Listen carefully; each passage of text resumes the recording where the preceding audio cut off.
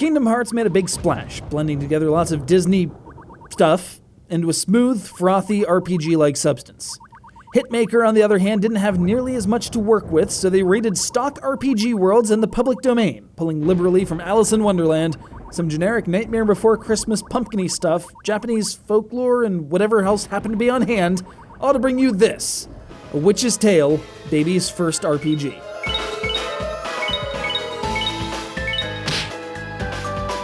Which is really strange, because I don't think I've ever seen an E10 rated game use the word damn this much before.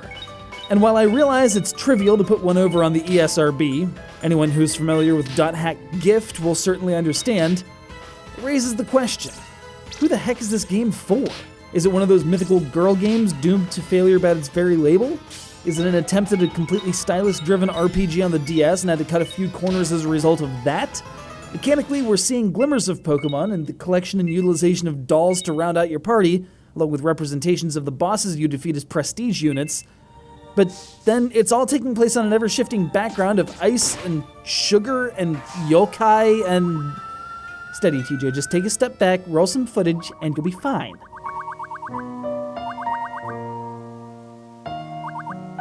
So we've got an overconfident, ethno-wannabe witch in training who's after the greatest magic ever to magic in the history of magic, and accidentally releases an ancient evil who's been waiting a millennium to have her revenge. Yeah, that sounds about right. She's supported by her cat-girl subordinate, a vampire who's really into tomatoes to the point where they're used as get-out-of-game-over-free buttons, and various NPCs appropriate to the 7 major areas. The ultimate goal, to defeat this evil presence and to prove that our girl Liddell is even greater than Queen Alice herself.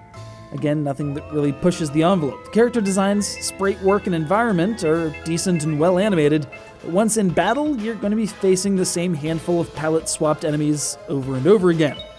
The soundtrack as well succeeds in showing quality throughout most of the experience, but in parts, especially the opening titles, it just sounds like something went very wrong. Listen to that static.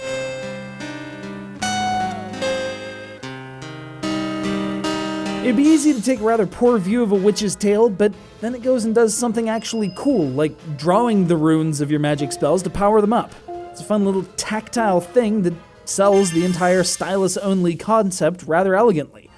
See, a shining glimpse of positivity that's mitigated by the rather unbalanced enemy encounters. You struggle through the early game, getting into real slobber knockers before you have the healing items or spells to do anything about it, with the protagonist who's completely dependent on magic for attacking, resulting in several minute-long random battles.